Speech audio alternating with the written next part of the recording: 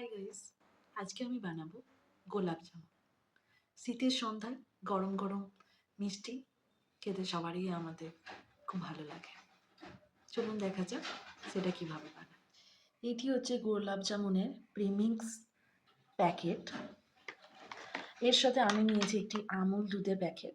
এইটি প্যাকেটে মিক্স করা উল্লেখ ছিল না, আমি নিজস্ব এটা ইউজ করেছি। আর তার সাথে আমি দিয়েছি কিছু মৌরি সুগন্ধের জন্য। আর এখানে আমি সেটা কিছুটা মেখেছি। আর আমি নিয়েছি কিছুটা কুসুম কুসুম গরম জল, যাতে এই যে ডুয়োটা হবে সেটা যেন একটু নরম হয়। চলুন ডুয়োটা এবার মেখে নেওয়া যাক। এই যে ডুয়োটা আছে না, এটা এই ভীষণ শক্তও করা যাবে না, আবার প্রচুর নরমও করা যাবে না। যদি প্রচুর নরম করা হয় তাহলে ওটা যখন রসে পড়বে তখন একেবারে গলে যাবে। আবার প্রচুর যদি শক্ত করা হয় তাহলে খেতে ভালো লাগবে না। তাই ভীষণ শক্তও নয়, আবার ভীষণ তুলতুলে নরমও নয়, এরকমভাবে মাখতে হবে। আমার এটা অর্ধেক মাখা হয়েছে, তো পুরোটা আমি মেখে নেব। এখানে আমি এটা গোল গোল করে লেচি কেটে নাড়ুর মতো শেপে ডুয়ো বানিয়ে নিয়েছি এবং একটু নরম করেই করেছি। এখানে আছে 16 পিস মিষ্টি। এটার জন্য 300 গ্রামের মতো চিনি যথেষ্ট। চলুন দেখা যাক এরপর এটা ভাজার পরে কীরকম হয়। এখানে আমি ফরচুনের তেল নিয়েছি আর গ্যাস অন করে আমি কড়াইয়ে তেল চাপিয়ে দিয়েছি। এগুলোকে আমি লালচে লালচে করে ভেজে নেব। এখানে ডুয়োগুলো আমি একটু ছোট ছোট রেখেছি, কারণ এগুলো যখন রসে পড়বে তখন এগুলো ফুলবে, তাই এটা আমি একটু মাঝারি সাইজেরই রেখেছি। তারপরে আমি এখানে রেখেছি জল, তেজপাতা, লবঙ্গ। লবঙ্গগুলোকে একটু মুখগুলো ছাড়িয়ে নিয়েছি যাতে সুগন্ধ ছড়ায়। এখানে রয়েছে চিনি। এখানে ডুয়োগুলো ভাজা হয়ে গেলে তারপর আমি চাপিয়ে দেব রস তৈরির জন্য। তারপরে রসে এগুলোকে আমি কিছুক্ষণ 5 মিনিটের জন্য রেখে দেব। চলুন এবার ভেজে নেওয়া যাক। তেল এখানে গরম হচ্ছে, ধোয়া ছাড়লেই এগুলোকে আমি ভাজার জন্য কড়াই দিয়ে দেব। তেল মোটামুটি এখানে গরম হয়ে গেছে। আমি গ্যাসের ফ্লেমটা একটু লো ফ্লেমে রাখবো, কারণ না হলে পুড়ে যাবে। চলুন এখানে এক একটা করে ডুবো তেলে দিয়ে দিই।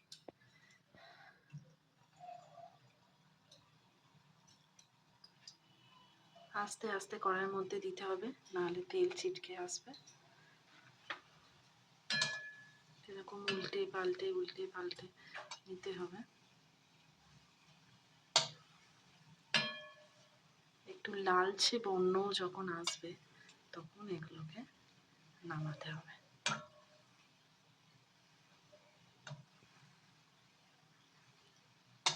আমি অল্প অল্প করেই দিয়েছি তেলের মধ্যে, বেশি সংখ্যায় দিলে ভাজা একটু মুশকিল হয়। অলরেডি এটা একটু ব্রাউন ব্রাউন কালার চলে এসছে, আর একটুখানি লালচে ধরনের হলে এটাকে নামিয়ে নেব।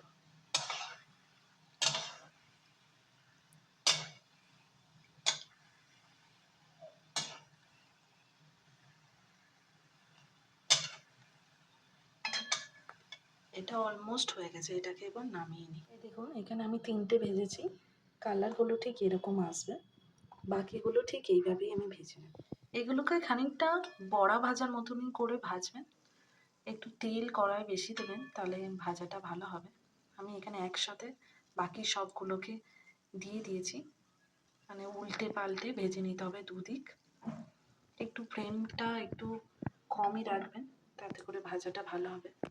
এখানে আমার হাফ ভাজা হয়ে গেছে আর এখানে হাফ হচ্ছে। এখানে বড়াগুলো আমার লালচে লালচে করে ভাজা হয়ে গেছে। এবার কড়াইয়ে আমি রস তৈরির জন্য দিয়ে দেব পরিমাণ মতো জল। এর সাথে আমার তেজপাতা 2টো ভেঙে আর কিছু 5টা মতন দেওয়া আছে এলাচ সুগন্ধির জন্য। একটু বেশি করেই জলটা দিয়েছি, কারণ 16টা মতো মিষ্টি তৈরি হবে। রসটা বেশি না হলে মিষ্টির মধ্যে রসগুলো ঢুকবে না।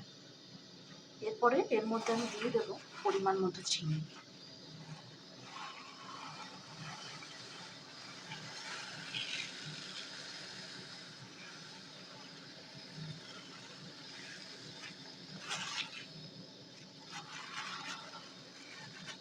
চিনিটা আমি ঢেলে দিয়েছি, এরপর এটা খুন্তির সাহায্যে মিশিয়ে দেব।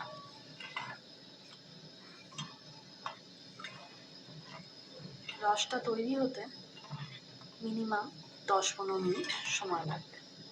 ততক্ষণ আমি গ্যাসের ফ্লেমটা একটু লোতে রেখে দেব।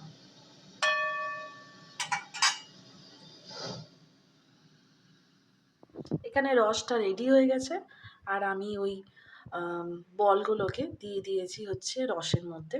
তো এখানে 5 মিনিট এটাকে রাখতে হবে রসের মধ্যে, বেশি রাখা যাবে না, বেশি রাখলে এগুলো গলে গিয়ে পুরো রসের সাথে মিশে যাবে। জাস্ট গুনে গুনে 5 মিনিট রাখার পরে এটাকে সাইডে নামিয়ে রাখতে হবে। আর এই 5 মিনিটের মধ্যেই এই রসটা এই বলগুলোর মধ্যে ঢুকে যাবে। 5 মিনিট হয়ে গেছে, এখন আমার গোলাপ জামুনগুলো রেডি হয়ে গেছে। গরম গরম গোলাপ জামুন আমার তৈরি।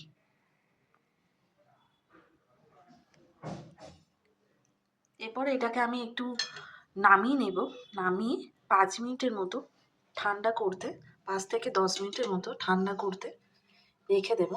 তারপরে ঠান্ডা হয়ে গেলে এটাকে আমি টেস্ট করে দেখব যে কেমন হয়েছে।